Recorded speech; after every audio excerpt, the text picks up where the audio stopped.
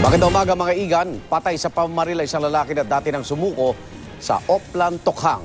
Nakipaghabulan pa ang biktima sa salarin bago siya napatay sa harap ng kanyang asawa. Narito unang balita ni Jay Sabale. Hindi raw inakala ng ginang na ito na sa pagbili ng pagkain ng kanyang asawa sa 10 oras ng gabi, may naghihintay na palang papatay sa kanya sa Deer Street, Barangay Commonwealth sa Quezon City. May narinig na po akong putok na ang dami po talaga. Tapos nakita ko na po yung asawa ko, tumatakbo na po. Nakatakbo pa raw sa eskinita at umabot pa malapit sa kanilang bahay ang biktimang si Roderick Benavides. Pero sinundan pa rin daw ito ng sospek at doon tinuluyan.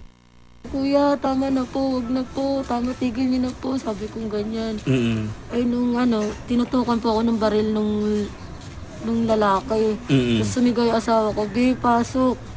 Mabilis raw na tumakas ang sospek na hindi naman niya nakilala dahil may takip ng bimpo ang muka at nakasombrero. Aminado ang asawa ng biktima na dati nang nasangkot sa ipinagbabawal na gamot ang kanyang asawa at sumuko na raw sa Oplan, Tokhang. Patuloy ang investigasyon ng mga otoridad sa krimen. Ito ang unang balita sa Quezon City. Jay Sabale, report.